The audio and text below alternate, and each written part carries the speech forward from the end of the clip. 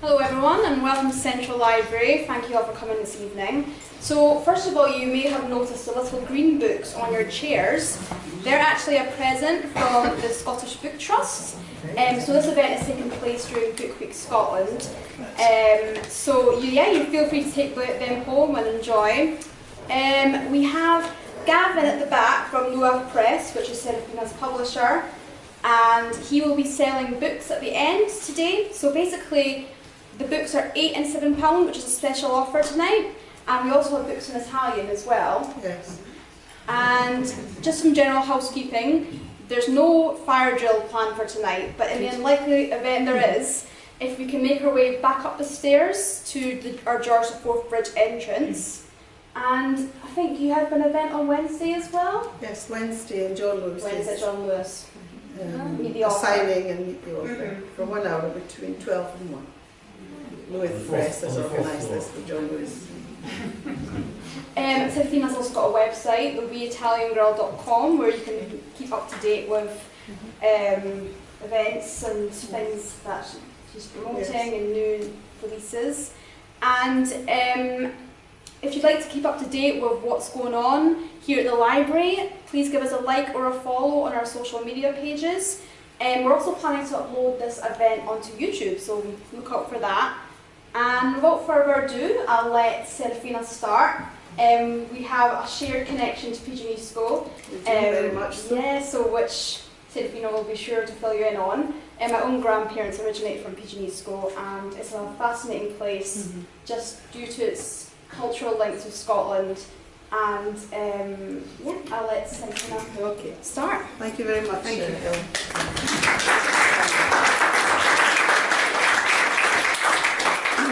Thank you, Stefania, for the problem. Hello. Thank you all very much for coming. My name is Serafina Crolla, as you know, and I'm the author of The Wee Italian Girl and Domenica, a girl from Monte Cassino. I wrote The Wee Italian Girl was my first book which I wrote, and it was really, it started off as little stories for my granddaughter because she used to love my stories. She used to say, Nonna, I used to tell her stories all the time about when I was a child in Italy, and I lived in the side of a mountain, really just about where you've seen that photograph in Picinisco, it was just about where the snow is. It was really quite remote. And she loved the stories. She said, and every time I'll tell you a story from a book. No, I wanted one of your books. She said, and Erica's here now, darling. Yeah. And she's not a wee girl anymore. And so I said to her one day, okay, I'll write it down for you. So I started writing down all the little stories, because anybody's there read The Wee Italian Girl will see that, you know, they're all individual little stories. And then it grows from that. Then I talk about immigration. I talk about the love story of my parents, and because my parents, they wanted my mother to marry a man because he had a house, he had sheep, he had land, three important things. And the man she married had nothing.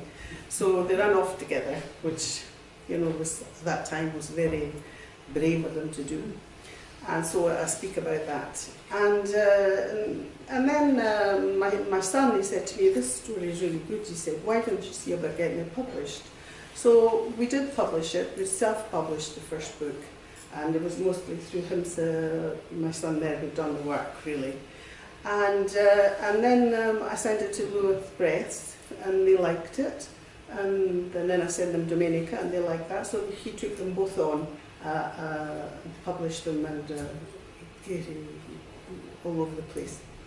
So that's how Twig came about. And it's my favourite book, really, over there, because it's all about me, you know. It's so that's my favourite. So now, later on. That was a better book. And that's my brother. He's in the book as well. So afterwards we'll have questions and answers. Anyone who wants to ask me questions, you're welcome to do that. So I'm going to read you just a little bit of the wee Italian girl.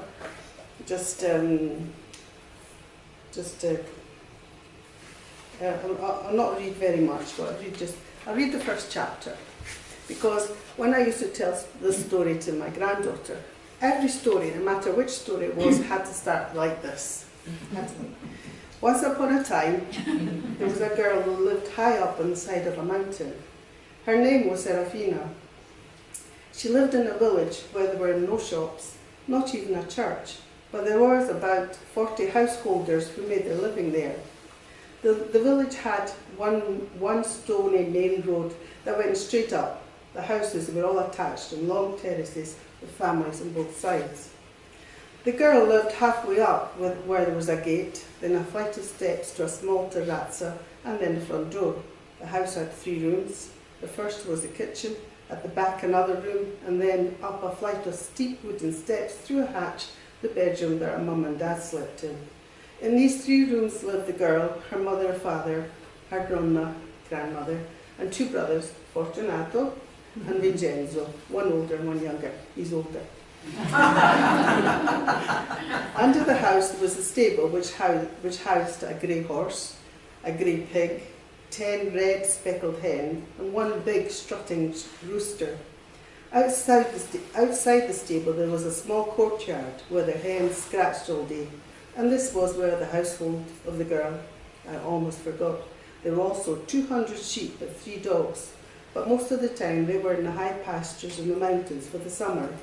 The family would spend the summer on their home on the mountain, and in the winter they'd go to the plains. The whole household would move. The plains were known as down by, and the mountain village up by.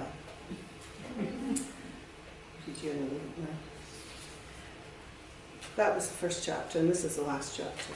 But you see yourself.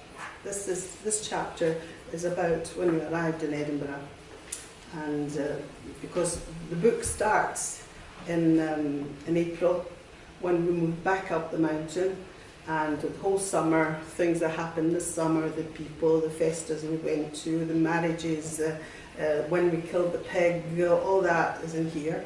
And then my father decides to immigrate to Edinburgh because his sister was already here. And so we find ourselves on the 23rd of December in Edinburgh in Waverley Station. That's how the year goes, just from that period. So this is the last chapter. They were lucky to arrive in a land where the people were kind and lent a hand. It was now 5 years since they had left their mountain home. It had been an eventful 5 years. Raffaele had worked for his sister Chiarina, but was now getting itchy feet. He wanted to do something for himself. He had not come to La Scozia to work for someone else. His independent spirit, the self-reliance he had learned on the mountains, pushed him to get on. Maria had worked too. In fact, she had 2 jobs, a day job at the Duncan's chocolate factory, and a weekend she worked in a local restaurant washing dishes. The children too were self-reliant. They looked after themselves while their parents worked. They would roam the streets, playing with other children, and soon learned to speak English. In a flat below them lived another family, Mr. and Mrs. Mackenzie. They took the young Italian family under their wing and were very kind. They had 2 daughters, Margaret and Elizabeth, who would knock on the girl's door and ask if she wanted to come out to play.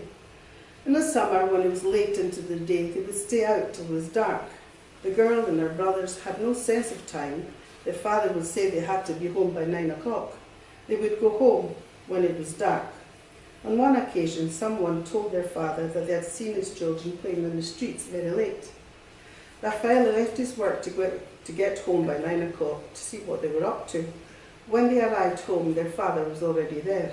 "I thought I told you to be home by 9 o'clock, he said, as he took his belt out of his trousers. There was no protecting hand from his nonna this time. and both Serafina and Fortunato got a licking. We did. When Genzo looked on, Genzo was my little brother, he was only 4 or 5 at the time. When Genzo looked on, thinking who would be next, but Raffaele decided it was not his fault. His brother and sister had been told to look after him. The back streets of Leith Walk were full of children of all ages playing. It was just like the Frosinone, so the children felt at home. Serafina, though, missed the mountains, the colour of the sky, the light, the summer heat. Most of all, she missed her nonna, grandmother. It took a long time to get used to sleeping on her own. At night she would curl up and cry. She started to suck her thumb for comfort. Then one day, about a year after we left the village, the girl came home from school. Her father was already there for his 3-hour break before he had to go back to work. He was preparing the evening meal that they would eat when Maria came back from the factory at 5:30. There was a letter from Italy. It was from Luigi. Raffaele handed it to his daughter to read. My dad unfortunately couldn't read at the time, he was illiterate. Serafina sat at the table in the middle of the small kitchen. She opened the letter. It started in the usual way. Dear sister and brother-in-law, I hope this letter finds you all well and that life in Edinburgh is good for you. But my dearest sister, I'm sorry to say that I have some bad news for you. Her beloved mother has passed away. She passed peacefully in her sleep. The girl dropped the letter. She shouted, No, no, not my nonna, not my nonna. The boys and Raffaele were crying. The girl's father put his arm round her to console her. I knew I would never see her again, she cried. Serafina's father put the food at the back of the cooker and turned off the gas. He sat at the table with his children around him, drying his tears. He looked at the clock. It was 4 o'clock. Maria would be back in a while. He spoke to the children. Your mama will be back soon. How are we going to tell her? I could cook the meal now and have it ready. We would tell her after she has eaten. You know how hungry she is when she gets home. Yes, we will do that. And we all have our part to play. I will cook the food. You will stop crying and go and wash your faces and comb your hair. Then come and set the table so that we will eat as soon as she gets here. And after we have eaten, we'll tell her. Okay, va bene? The children nodded and went to do as they were told. Soon all was ready. They sat at the table and watched the clock. Mamma should be back in a minute now. Try to look normal, said their father, as they heard the footsteps on the stairs. The key was in the door. Raffaele ladled the food onto the plates. Come straight in, the food is on the table, he called. Maria walked in, glad to be home after a long day. She walked into the kitchen, took out the bar of hazelnut chocolate she had in her pocket and put it on the table. She took her coat off and put it at the back of the chair and sat down. The girl and her brothers sat to eat. Maria usually really hungry when she came home, so she put her head down to eat. Soon she was finished and sat back. She looked at the children. She looked at their plates with food still on them. She looked at the chocolate, no fighting over it. She looked at her husband who was looking straight at her, his eyes sad and dark. A lump came to her throat. Something was wrong. Relief. Raffaele was here, as were the children, so she relaxed a little. What's wrong? What's happened? She asked her husband. We got a letter from Luigi today. I'm afraid there's some bad news. Mamma's gone. She has passed away. I'm so sorry, he said. Maria was stunned. She looked at her children who were sobbing. She stood up. Her husband stood also. She went into her bedroom and threw herself on the bed, tossing this way and that. Oh, Mamma, she said, I will never see you again. I'm so sorry that I left you when you needed me most. You were always there for me, but I was not there for you. On and on she went. She would not be touched by her husband, blaming him for taking her away from her mother. The girl sat by her mother and sobbed for her nonna. They cried together because they had loved her the most. Next morning, the girl's mother was dressed all in black to mourn the passing of her mother. It was about this time, shortly after her grandmother had died, that Serafina discovered books. She liked school and learned quickly. She had a teacher that she loved, Miss Kelly, a young woman about 25 years old. Every day she would give the girl something to take home and read. Every morning the girl would bring it back, a Miss Gale book or something else. One morning the teacher was chatting with her colleague and Serafina approached with her book. The teacher turned to the other and laughed. "Have you met the wee Italian girl? She reads a book a day, and I have nothing left to give her." Her colleague smiled and said, "Why don't you join the library, lass?" The girl did, and they opened up a whole new world for her.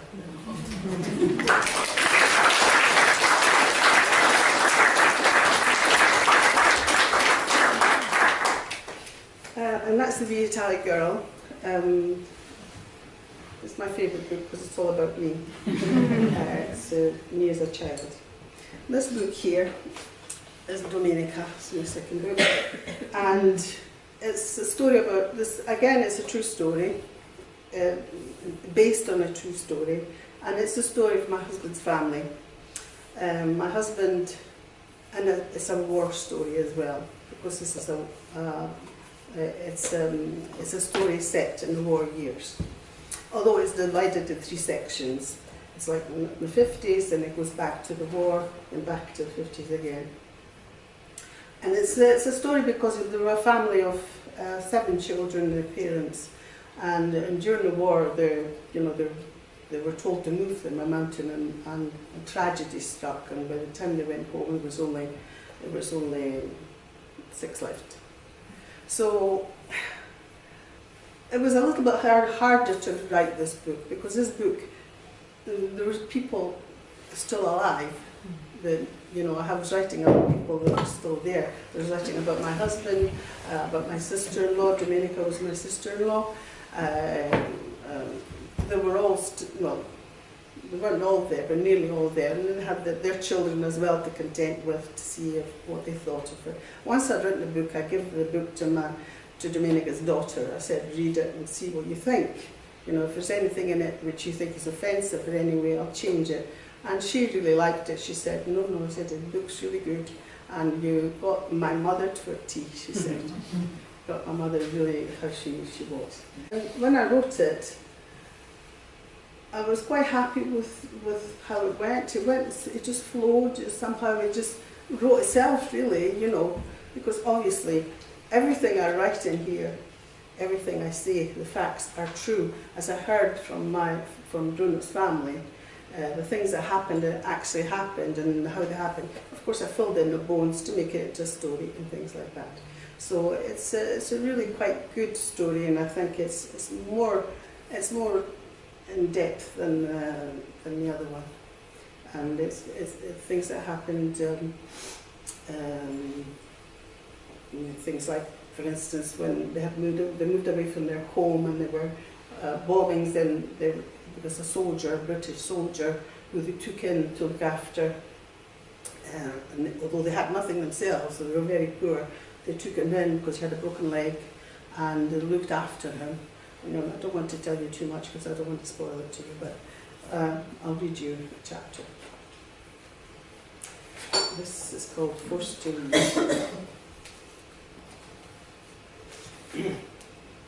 Now, the book, as I said, is being divided into 3 sections. So this is from the beginning of the middle section, which is about the war.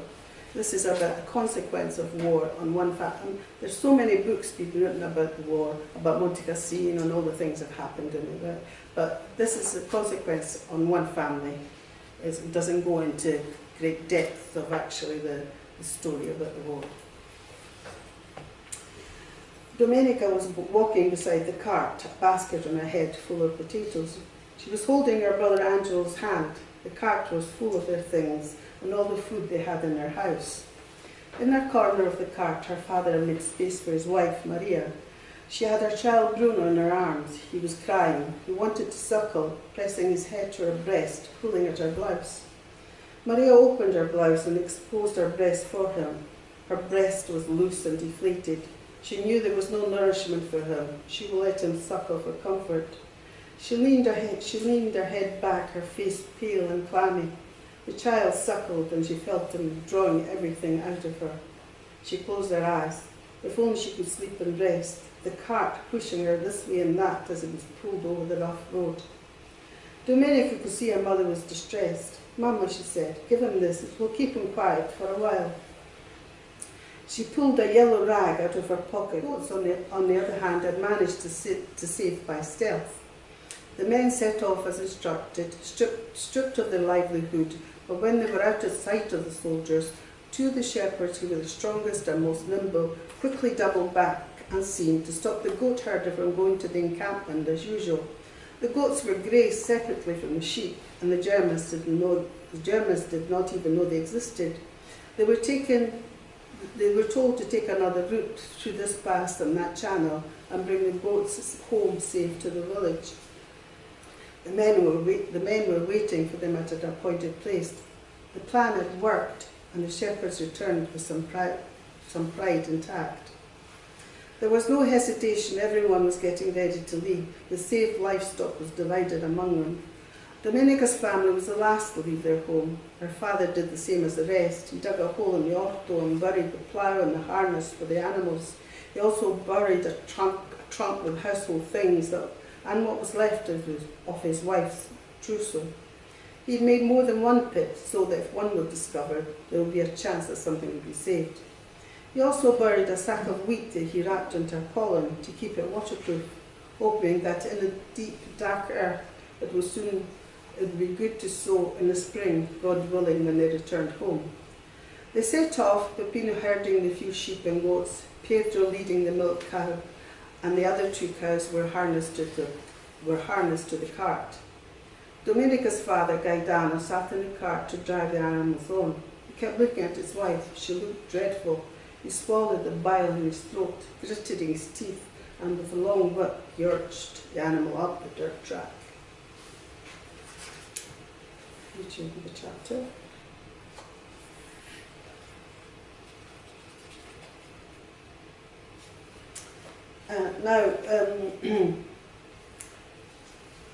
This goes on to the things that happen afterwards.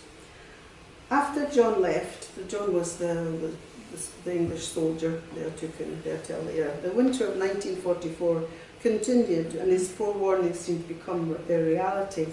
Now, almost every day they could hear the sound of war coming from over the mountain. The family would stay in the house, huddled together for warmth.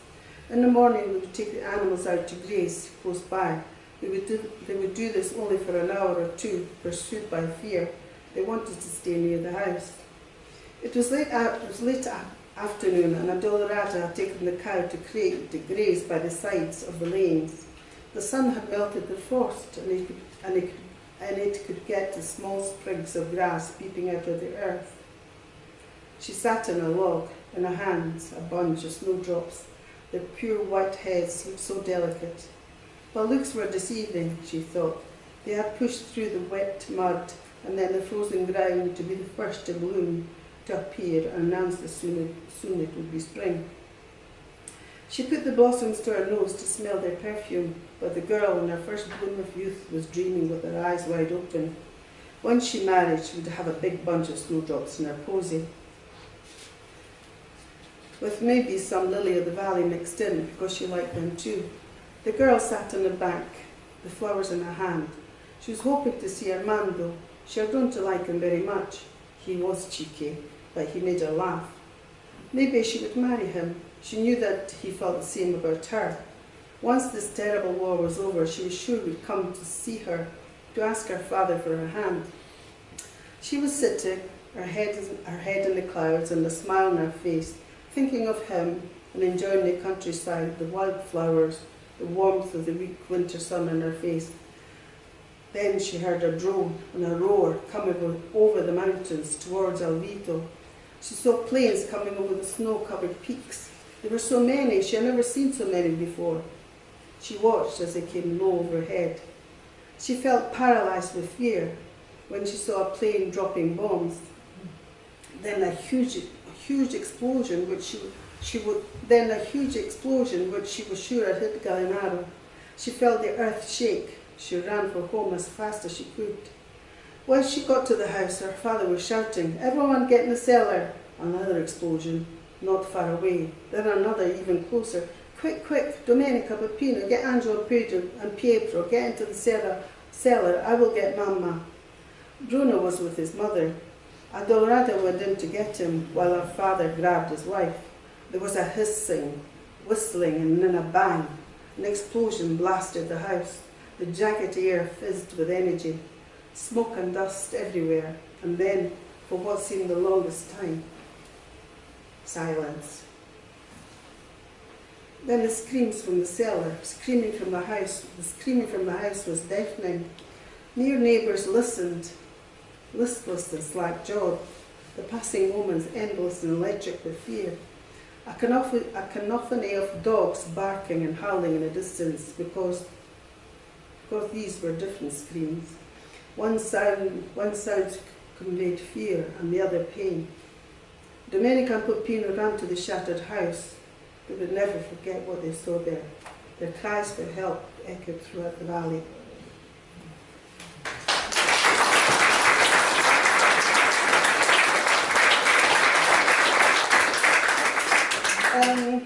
What can I say now? I've also got a third book coming. It's called what's it called, Gemma? I've forgotten. I haven't decided. The Children of this Land. The Children of this Land. It's called Children of this Land, and it's still based in Picinisco. The story. I wanted it to be a kind of trilogy, different but based in Picinisco and have things in common. Like for instance, in all three books, they go to Canedo, which is a huge chapel, cathedral, which is in the mountains, in a deep valley. And pilgrims from all over come to it. All three books have that in it. And I appear like in it as well as a small child in all three books. So I wanted them to be similar but different. But this one is fiction. I got the inspiration to write this book when I went to the cemetery in Picinisco. And in the older part of the cemetery, on a plaque on a wall, I had a plaque, and it just had this, exemplary mother of 19 children. No names, no dates, no nothing, just these words, which give me the idea of writing the third book. It's about a family with 19 children, and it's they work the land. They're contadini. They say they're country people. They're not shepherds, and they're not from Picinisco. They actually work the farmers, and they make a living from a small holding with 19 children. And it's about immigration because some of the children decide to immigrate to America or Canada, wherever at the time. But straight after the war, it was mostly they went to South America or America because they didn't go to Europe because Europe was still in turmoil after the war. And it's Louis, Gavin over there, hi Gavin. Louis thought it was a little spicy, my book, a little bit, I said, well, how can you not be spicy, a little bit spicy? Here you are, 19 children, then it's the 50s, not much else to do, and obviously, they didn't think the picture house was just reopened at the time, so it is a little bit spicy, but I think it's in very good taste. Very good taste. So that's coming out on the 30th of November. It's going to come out, and I hope you get it, and I hope you enjoy it. Like I said, it's a little bit spicy. I'll let you have a little bit. It's a little bit spicy. So this is from one of the children, the eldest, Andrea. He's 24 years old, and he's very discontented. He wants to leave. He's sick of the country and work in the country, and he's the first to leave. So the chapter's called Andrea Has a Problem. The family had a couple of acres of woodland just past Ijaca. To get there was difficult. There was a narrow path along the base of the climb, then a steep climb where they had to dismount the horse to walk on foot. At one point along the path there was a turning that went to a ramshackled house. A couple of rooms side by side, each with an outside door. You could see some chickens searching and clucking around the place, and 2 goats in a pen. Then the owner of the place came out, throwing a bucket of water outside. He was hoping she had not seen him, but she had, and was walking towards him. She was a woman in her 30s, who at one time in her youth must have been beautiful. She was still a beauty, like a rose in full bloom about to lose its petals. The woman came towards him, all dishevelled, her hair partly held up with a clasp. Her blouse had missing buttons and her skirt was too short. On her feet she wore flip-flops. Hey, big guaglione. Hello, handsome. I wonder at Edinburgh. Long time no see. I have just made a pot of coffee. Come and have a cup. Sit down for a bit. You know what they say, coffee should be drank hot, in company and sitting down. Where's your husband? Is he not here to share a cup of coffee with you? No, Antonio's hired for a few days' work in Ferentino. It is too far for him to come home every day, so he's staying there. The padrone has a roulotte, a caravan, where they sleep in. He won't be back till Friday. Andrea tied the horse to a post and went towards Isabella. Va bene, a coffee sounds good. Once in the kitchen, Isabella took the coffee pot off the shelf. First the water, and then the coffee, then a tight squeeze to close la napolitana. The coffee pot was called napolitana. You said coffee was ready. This way it will be hot. You know, it can be very lonely up here. Not many people pass by. It's nice to see a face, especially one as good looking as yours. Bella come te. She laughed and sat down, pulling her dress up as she did. The coffee was ready, 2 cups, 2 teaspoons of sugar in each. What are the gains? Well, he was young and he was healthy. Let's not go there. Thursday is today and never. He was going, just for wood, mind you, nothing else. He was hoping to pass her house and not see her, or did he want to see her? And there she was, sitting outside her house, trimming broccoletti. She jumped when she saw him. Andrea, bello mio, come and sit for a while. I'm feeling so lonesome. Antonio's not coming home until tomorrow. Not a soul passes by. Andrea felt sorry for the woman. He hitched the horse and went over and sat at the table. She said to him, do you like broccoletti? I can give you some. Thanks, but we'll have plenty at home. Are you missing Antonio? No, not really. I just hope that he brings his pay packet home, but he will not smoke it or drink it all before he gets here. Under the table, the young one's legs were getting a good rub from her foot. He thought, that's it. He put his hand on her thigh and let it lie there for a moment. He started to pull up her skirt. She didn't protest. He went a little higher. He could hardly get the words out. He looked at her and said, do you want to? Yes, let's go inside then. They did. It was a couple hours before she walked away. She was just as keen as he was. Just as he was about to go, he turned to give her a parting kiss. She looked happy and contented. She said to him, thank you, Andrea, which he thought was a strange thing to say. Next day, Antonio came back. Then it was a game of cat and mouse. Was he at home? Was he working? Would he be away all day? For 2 weeks they took the chances when they could. They could not resist. Their love-making was hot, passionate and quick. One day Isabella said to Andrea, tomorrow he's going to be away all day. He's going to visit his mother. Usually when he goes there, he stays all day.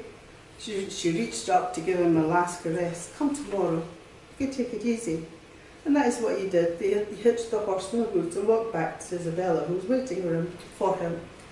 After they lay on the bed enjoying the moment. He was dressed, about to go when he opened the door. He got the fright of his life and quickly shut it. He was outside, he was coming home. What are we going to do? The room had no windows, just the front door going directly outside. What do I do? Hide under the bed?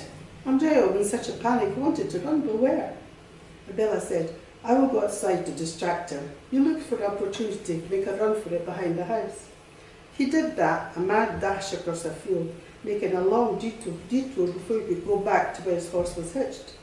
He loaded up the horse to go home. He would not push his luck. He would leave for Scotland as soon as possible. It was the night before he was to leave for Scotland. He was at the bar, his last night with his friends. Then who walked in? Antonio. Andrea's thoughts were straight to Isabella. Antonio's here. He had his bike outside. Jacques was quite far away. It would take him half an hour to get there, most of the way being uphill. Should he go and bid Isabella goodbye? What folly. His pulse was raising. Antonio seemed to be in a really happy mood. Was offering all his friends a drink. Andrea moved closer to listen to what he's saying before he set off. she said, "Yes," said Antonio. "After 8 years of trying, at last we have made it. She has just told me this morning. My wife Isabella is expecting a baby. She is pregnant. She is pregnant. Praise God." All at once, Andrea sat down. All notion to Isabella, the visit Isabella gone. 8 years trying, all at once she's pregnant. So that's as spicy as it gets. Hardly 50 Shades of Grey.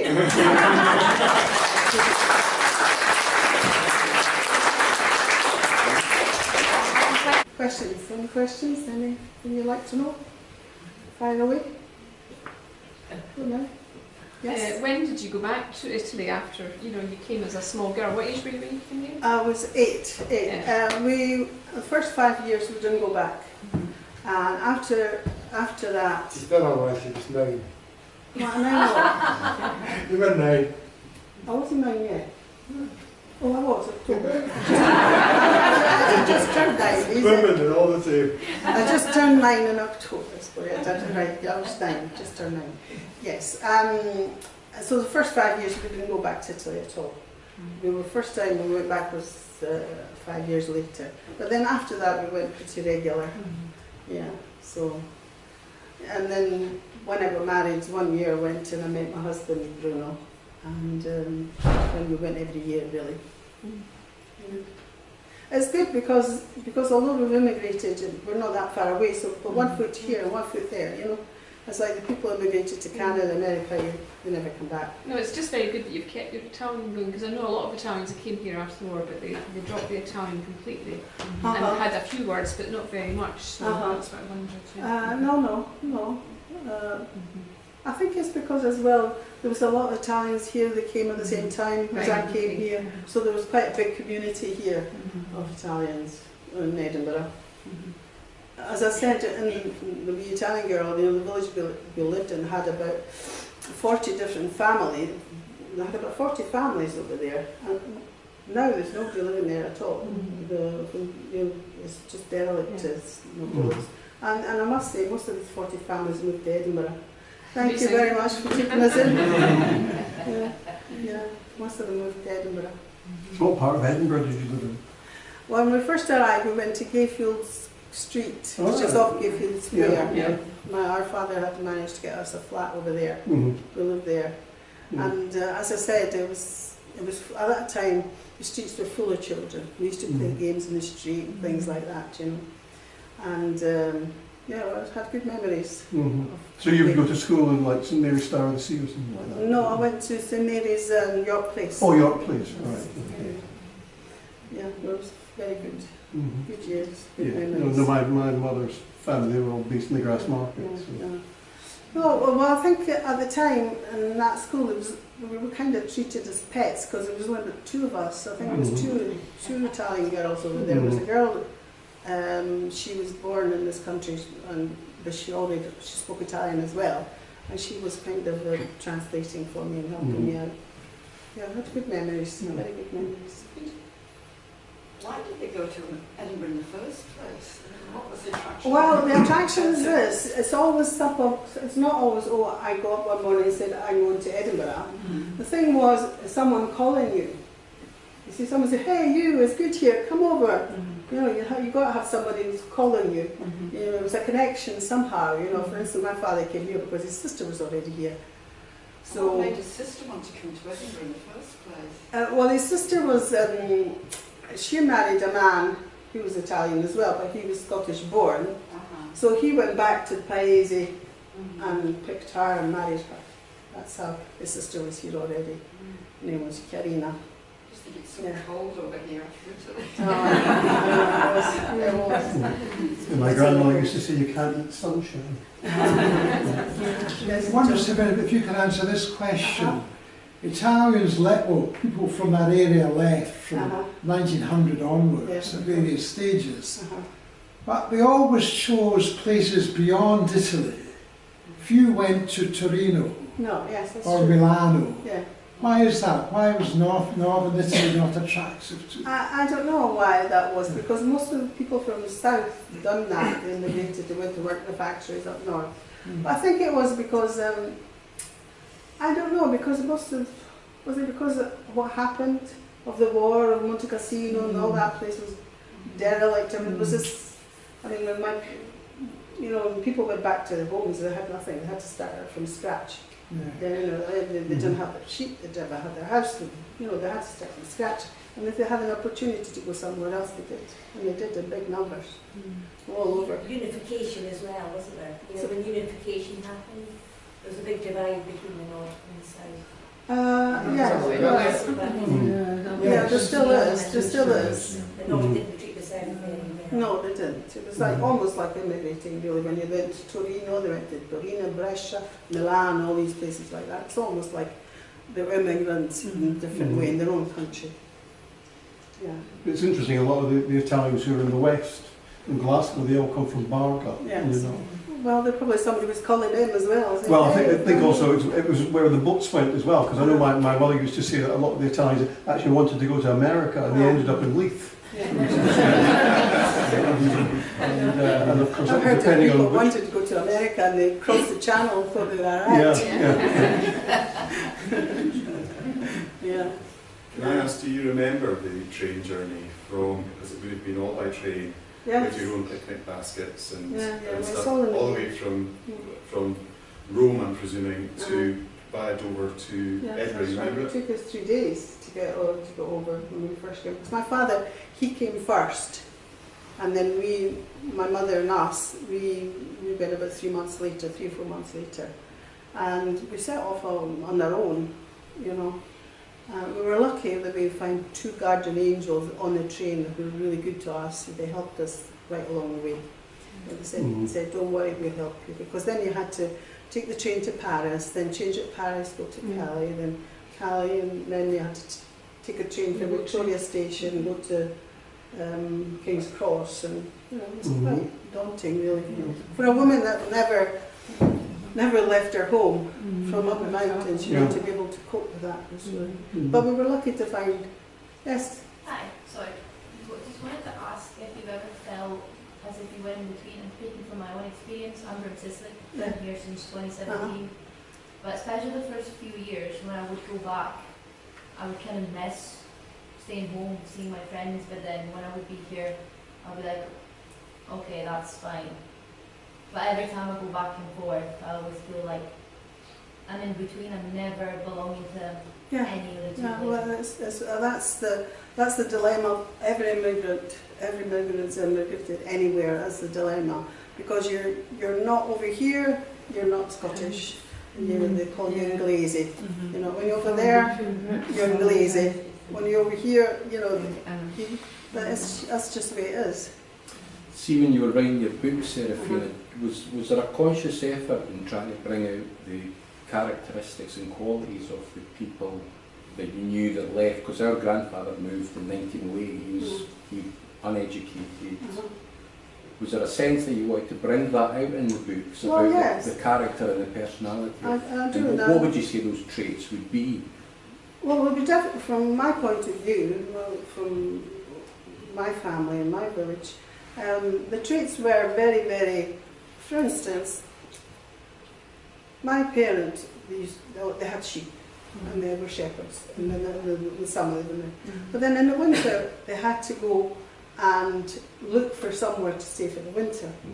So that made them very capable of finding somewhere, getting on with people, because the people were different, and then they wouldn't always go to the same place. They went to different, depending on where the grass was. If they had good pasture here, they would go there.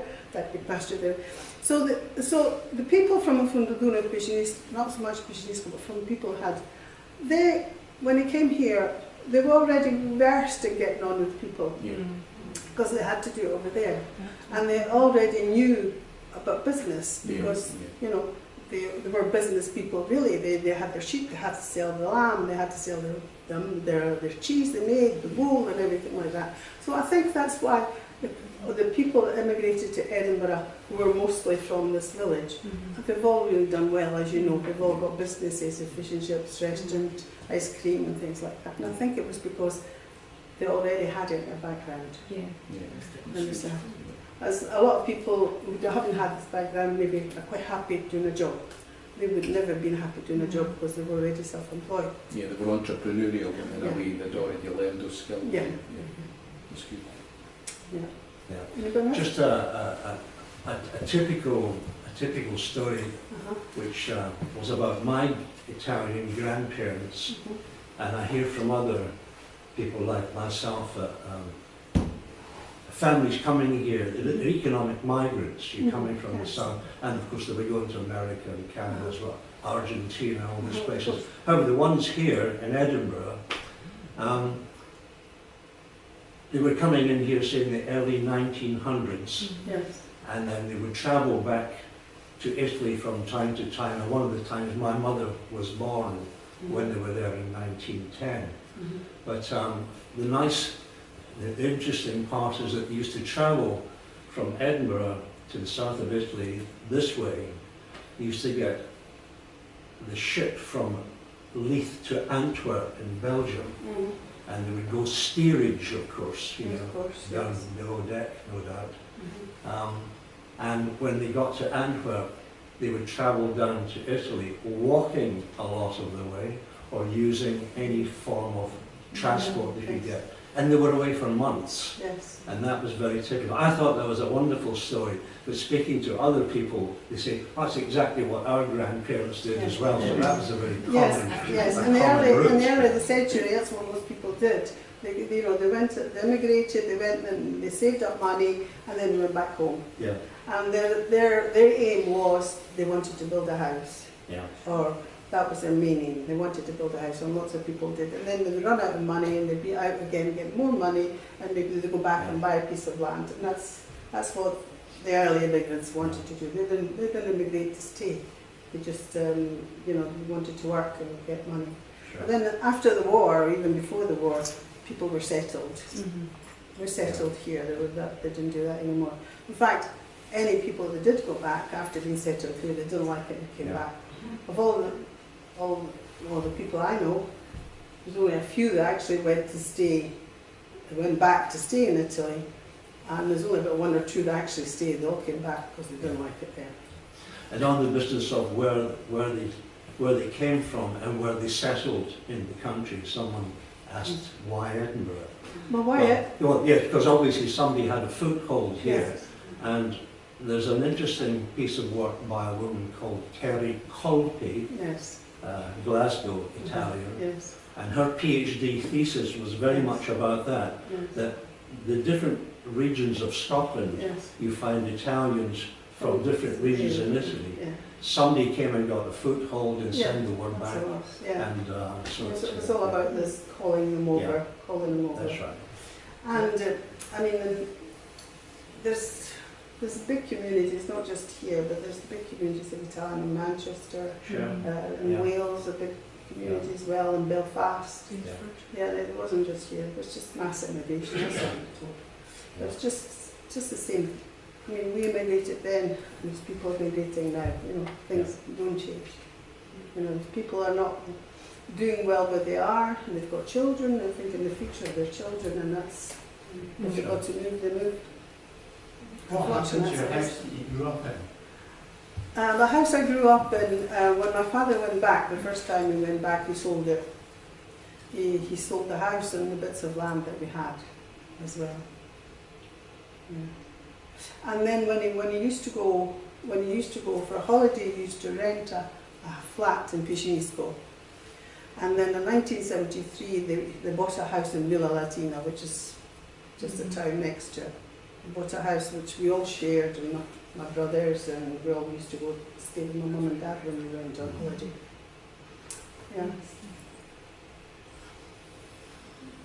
Anything else? Someone else want to ask something again? Really quick. Yes? Can I just bring up why all the Italians from Picinisco came here? It's basically in the 50s and 60s, you had to get someone to get you a job to come over. If you didn't have a job, you couldn't come over. So basically, because 3 or 4 people were ready over here, you'd come over. They'd say, come and work for me, or I've got a job for you. Most of them went farming. For some reason, they've got farmers to give them jobs. Through that end of the thing. And basically, you have to work 4 years with somebody else if you could actually do anything for yourself.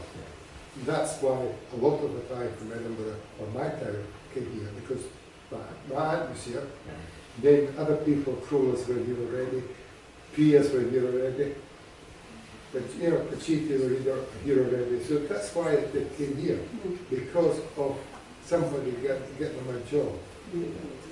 That's it. But that was the 50s, yes. The 50s and So, 60s. the first wave were coming over. The first wave, there were no immigration restrictions way back. They didn't even need As the passports. 20th century progressed, they came in. But in the after the 50s. war, after the war, a lot of the Crollas came on there was a few came last century.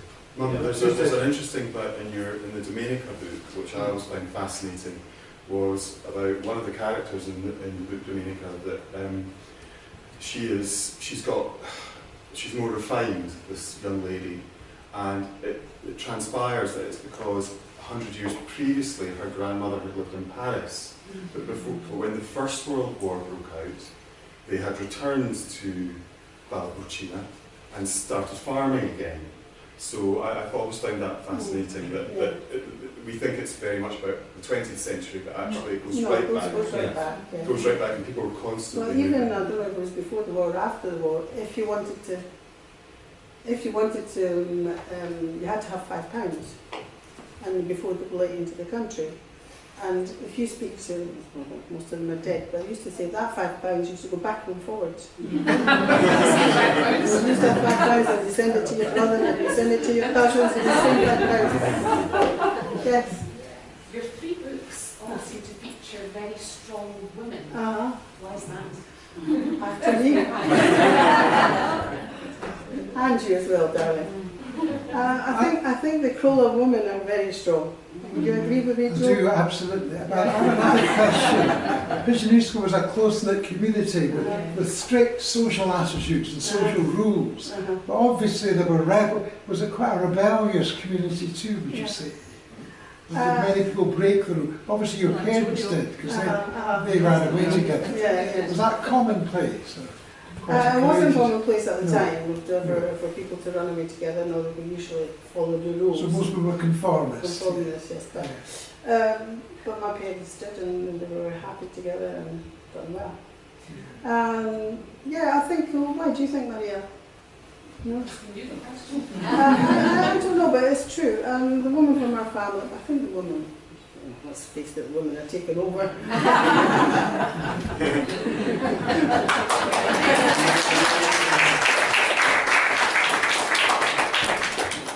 Thank you very much. Thank you, Serafina. So Gavin is at the back and he will be selling books, Domenica and the Wee Italian Girl, and as I said, there's a special offer as well, so make sure to snap them up, and it make a great Christmas present as well.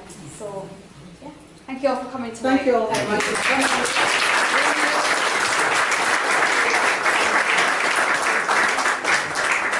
I want to thank Gavin McDougall from Luther Press for being here tonight. Thank you very much. And also Central Library and Stefania and Ian for doing such a great job for me. Thank you very much.